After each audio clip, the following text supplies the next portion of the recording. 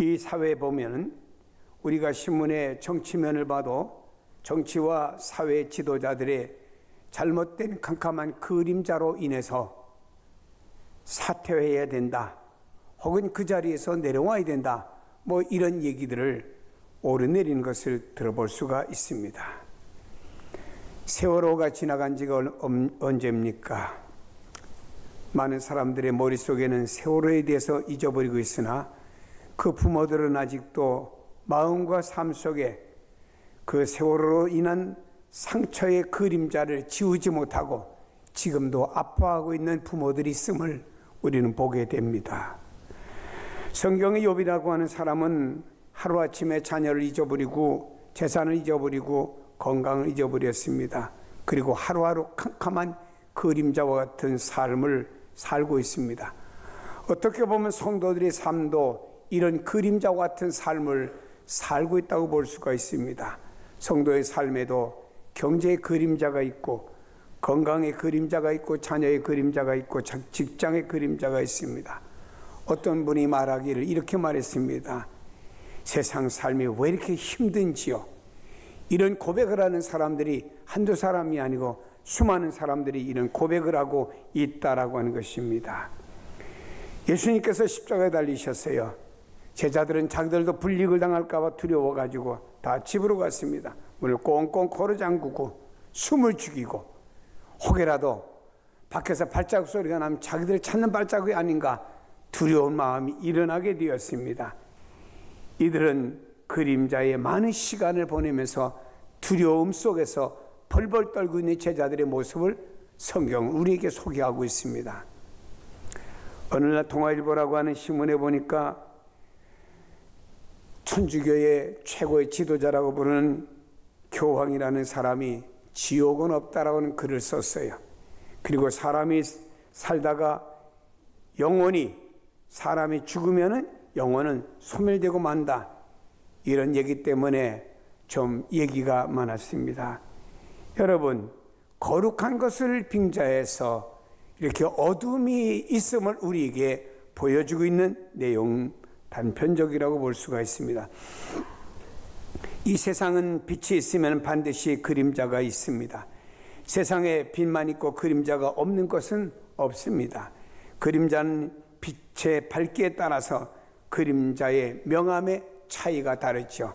강한 빛을 비추고 신천을 놓고 그리고 뭔가 그림자의 모양을 하면 아주 선명하게 비춰지는 것은 그만큼 빛이 밝기 때문에 그림자의 명암의 차이도 있다라고 볼 수 있습니다. 빛이 밝으면 그림자도 더 선명해지는 이런 내용들, 세상에 빛이 있는 곳에 그림자는 꼭 따라다닙니다. 이런 현상은 인간의 삶에서도 나타납니다. 선한 것이 있으면 반드시 그 안에 악한 것도 끼어듭니다. 얻은 것이 있으면 잃은 것도 있습니다. 많은 사람들은 얻은 것에 취해 잃어버린 것이 무엇인지 모르고 있지만 반드시 세상은 얻은 것이 있으면 잃은 것이 있게 되어 있는 것입니다.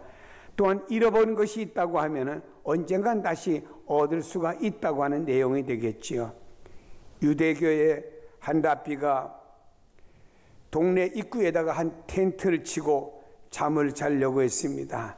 잠자기 전에 책을 읽으려고 촛불을 켰더니 바람이 촛불을 꺼버리고 말았습니다. 그냥 잠이나 자자 하고 아침에 일찍 일어나 봤더니 자기와 함께 다니고 있는 애견이 있는데 들짐승이 애견을 물어서 죽여버렸습니다.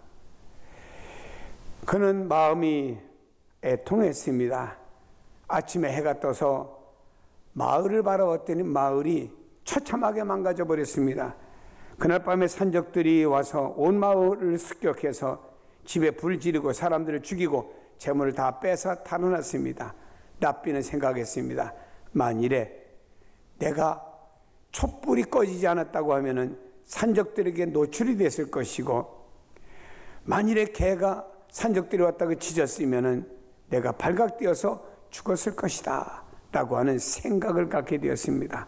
이 세상은 얻은 것이 있으면 잃은 것도 있고 잃은 것이 있으면 얻은 것도 있다고 하는 이야기죠. 인간에게 100% 선한 것만 존재하는 것은 없습니다. 빛이 있으면 그림자가 있는 것처럼 인간의 손으로 만든 것은 항상 어두운 그림자가 있습니다. 아무리 좋은 것을 만들어 놓아도 인간이 만든 것, 거기에는 반드시 좋은 것만큼 나쁜 것도 있어요. 기술이 발달되었습니다. 과거에는 막 선풍 이렇게 부채질했습니다마는 지금은 여름이 되면 자동차 안이든 건물이든 집이든 시원한 에어컨을 켜고 삽니다. 겨울이 되면 방과 사무실에 따뜻한 난방을 켜고 따뜻하게 지납니다. 우리가 가까운 곳은 자동차, 해외 갈 때는 비행기로 먼 길도 쉽게 갈 수가 있습니다. 다 빛이지요. 그러나 그림자도 있습니다.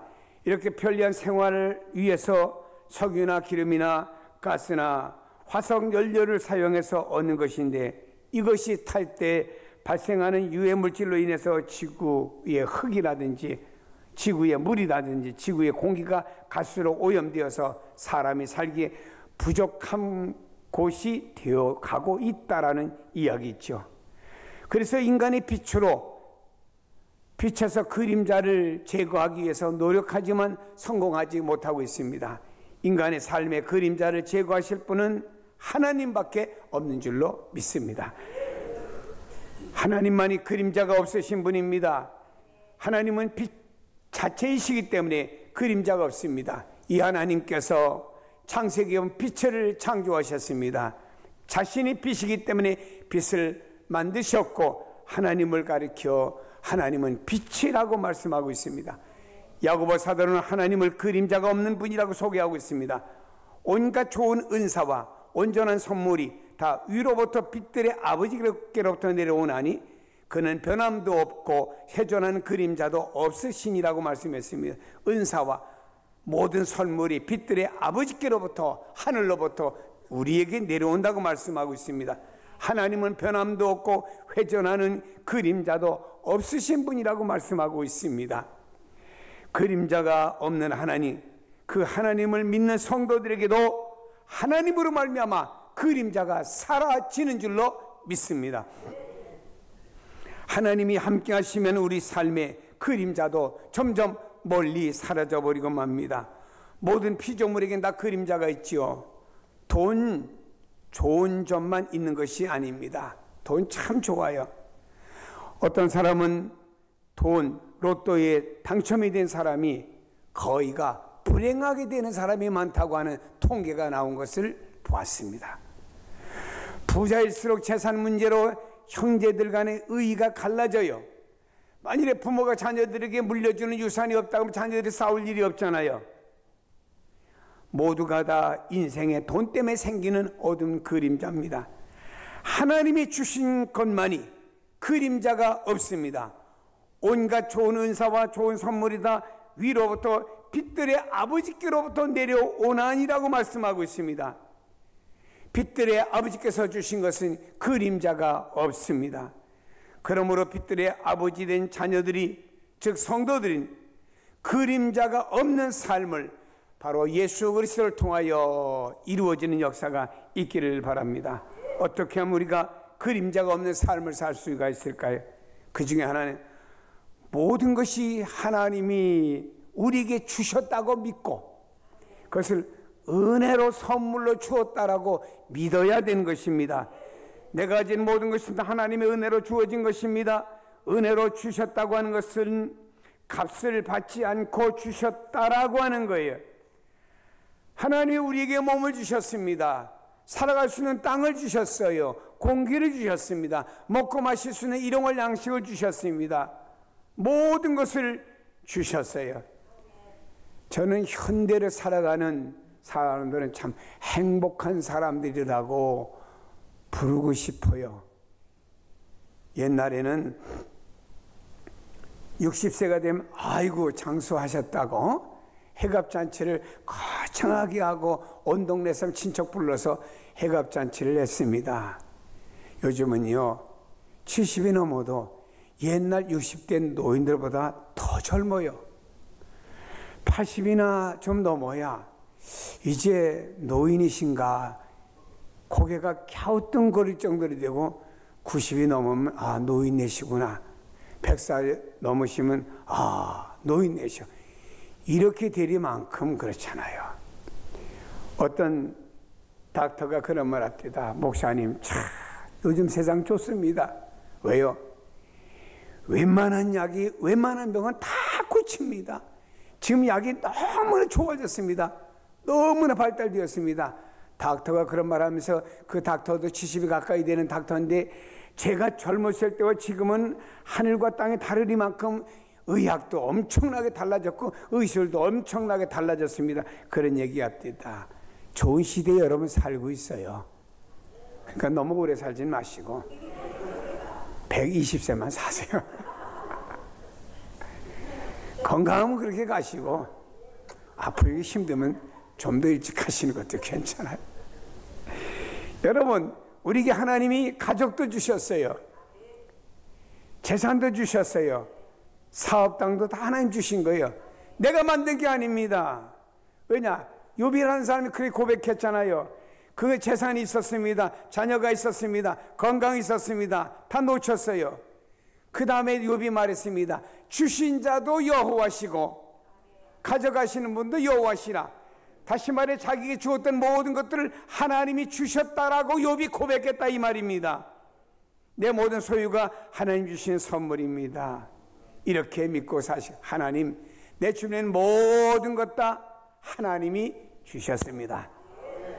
이렇게 믿고 살아가는 겁니다.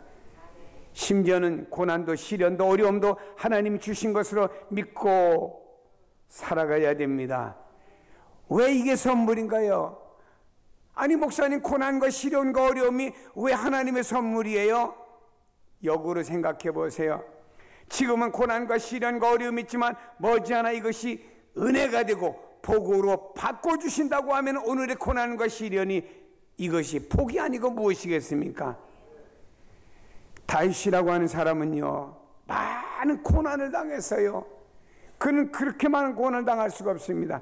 그러나 하나님은 그의 모든 고난과 시련을 겪고 난 다음에 하나님은 이 다윗이라는 사람을 이스라엘의 2대 임금 성군 다윗으로 삼아 주신 줄로 믿습니다. 다시 말해 다윗에게 고난과 시련은 복으로 바꿔진 줄로 믿습니다. 하나님이 주시는 것은 그림자가 없습니다. 내가 가진 모든 것을 하나님이 내게 은혜로 주셨다고 하는 것을 인정하고 우리는 어떤 환경에서도 좌절하지 마시기를 축복합니다. 절망하지 마시기를 축복합니다. 모든 것이 하나님의 은혜 아래서 이루어졌기 때문에 염려할 필요가 없어요. 다윗이라고 하는 사람은요 이렇게 생각을 했고요. 또 신약에 와서 보면요, 바울이라고 하는 사람은 선교 활동을 많이 하는 사람인데 그에게 지병이 있어요. 약한 곳이 있었습니다. 큰 병이 있어요. 하나님께 기도했습니다. 하나님, 이 병 좀 고쳐주세요. 더 선교 활동 좀 활발하게 하고 싶습니다. 그랬더니 하나님께서 바울에게 응답을 주셨습니다. 바울아, 바울아, 내가 내게 병을 주신 것은 바로 내가 주었다. 널 통해서 많은 능력이 나타나지 않느냐. 병든 자가 일어나고 죽은 자가 살아나고 복음이 전파되고 교회가 세워지지 않느냐. 이러다 보면 내가 교만해질 수 있어. 그러면 너에게 병을 줌으로 말미암아 병 때문에 내가 오히려 교만하지 않고 겸손하게 만들려고 너에게 병을 준 것이다 라고 하나님의 응답을 받게 되었습니다. 다시 말해 바울은 병이 하나님께로부터 왔다고 하는 말씀을 듣고 바울 자신의 병은 더 이상 그림자로 보지 않고 바울은 그 병까지도 빛으로 보았다 이 말입니다. 왜? 하나님이 주셨기 때문에 빛이라고 생각했다 이 말입니다. 자신의 교만의 바이러스를 방어해주는 빛으로 그에게는 고난과 어려움과 질병을 준 것입니다. 이스라엘 백성들이 광야 40년길을 갔지요.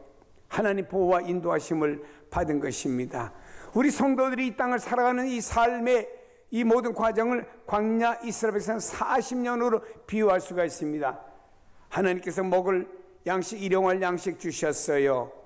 하나님이 고기도 주셨습니다. 특별 메뉴 주셨습니다. 낮에는 구름 기둥과 밤엔 불 기둥으로 시원하고 따뜻하게 만들어 주셨습니다. 반석을 열어 샘물로 마시게 해주셨습니다. 아말렉 군대 적군을 물리쳐 주셨습니다.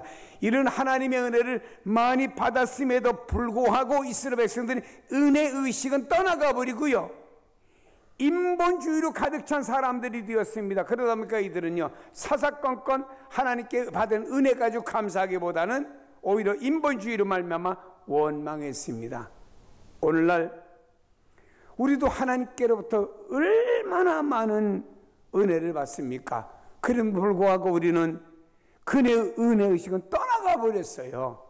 그리고 인본주의로 원망합니다. 성도 여러분, 은혜 의식으로 가득 채우길 바랍니다. 하나님의 은혜입니다. 하나님의 은혜입니다. 하나님의 축복입니다.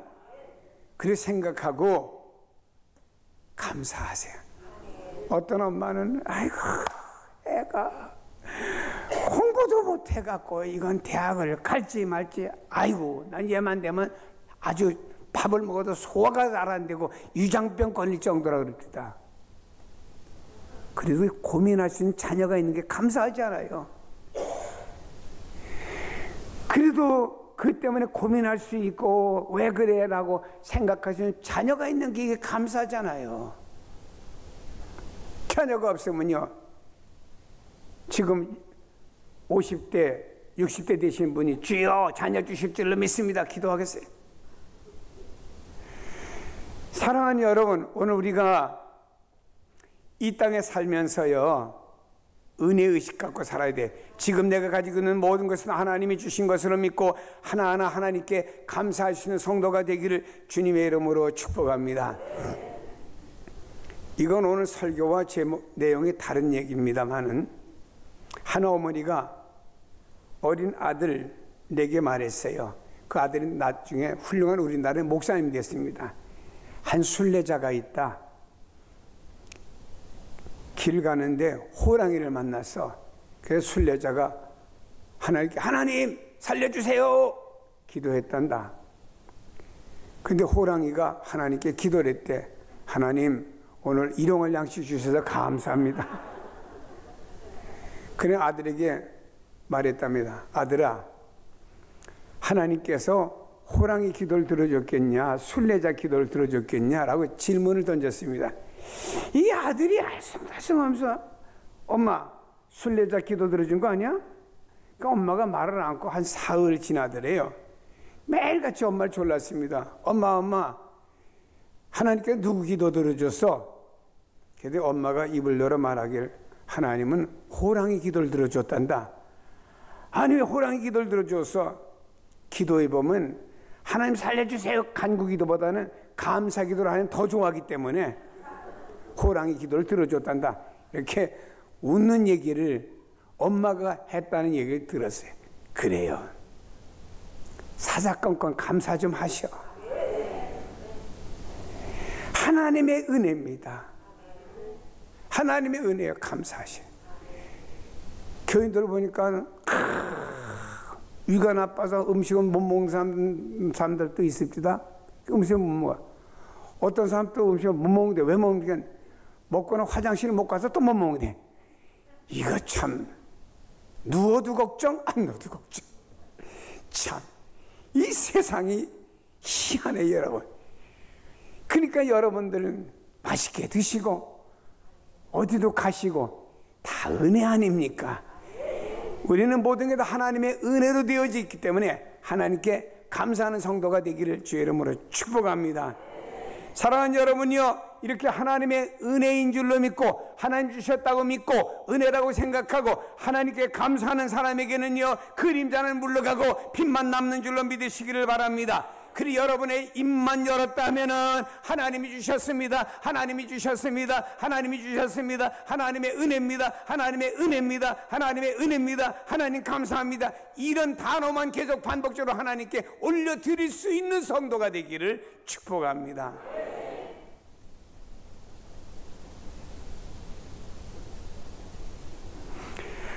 참 어떤 목사님이 저한테 찾아와서 상담을 하더라고요. 목사님 얘기예요. 제가 이혼을 했습니다. 아니 목사님이 이혼을 하다니요. 왜 이혼을 하셔요? 하도 부인이 이혼해달라 해서 이혼을 했습니다. 근데 요즘에 와서 다시 또 합하자고 그럽니다. 그럼 내가 합하세요 그랬더니 조건이 있답니다. 뭡니까? 난 자꾸 궁금하게 만들어요. 다른 게 아니고 목사 관두고 일반 직장 가면은 합하겠답니다. 그러니까 이 목사님은 나는 당신하고 안 사는 한이 있더라도 목사의 삶을 하나님 주셨기 때문에 감당해야 돼. 집에서 남편을 쳐다봐도 감사할 제목 있잖아요. 같이 잘 살으니까. 부인을 봐도 감사할 제목 있잖아요. 세상에 이렇게 아픈 사람도 있습니다. 우리는 다 되어지는 모든 게 고난과 어려움에서 다 하나님의 은혜예요. 그 때문에 감사 드려야 될 줄로 믿습니다. 여러분 가진 모든 것이 하나님의 축복으로 된 줄로 믿습니다. 고난과 아픔도 하나님이 주신 것으로 고백하는 순간에 이 모든 것이 우리에게 비치고 축복으로 되어지는 줄로 믿습니다. 따라합시다. 모든 것이 하나님의 은혜입니다. 할렐루야. 모든 것은 다 하나님의 은혜입니다. 하나님의 선물로 주셨습니다. 귀하게 여기시고 하나님께 감사하는 성도가 되길 바랍니다. 사랑하는 여러분이 가진 모든 것을 가지고 우리는 하나님께서 나를 위해 쓰임받겠다고 하면요, 내 육체든지 재능이든지 내 물질이든지 내 가진 무엇이든지 하나님 쓰시겠다 하면 쓰임받는 성도가 되시길 바랍니다. 그리고 내 주변에 있는 사람들 하나님 보내주셨다고 믿고 함께 더불어 살아갈 때 내 삶이 어떤 삶이 되냐, 어둠의 삶이 되지 않습니다. 내 삶을 하나님 빛으로 인도할 줄로 믿으시기를 바랍니다. 그러므로 여러분이 예수 그리스도로 말미암아 빛된 삶으로 인도받기를 주의 이름으로 축복합니다.